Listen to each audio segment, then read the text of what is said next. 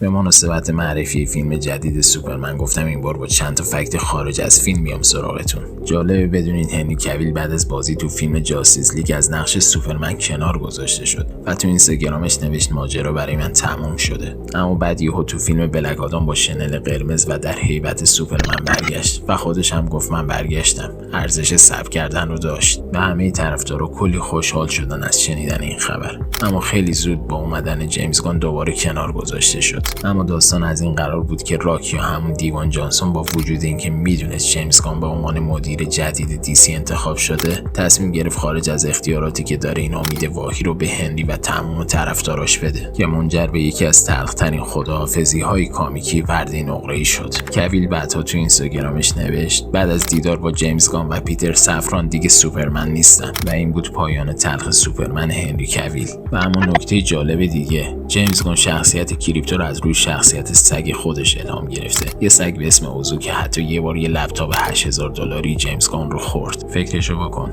$8000 پول کمی نیست. اون وقت پدر من سال 85 کباب مهمونم کرد که هنوز یه وقتایی بحثش رو پیش میکشه.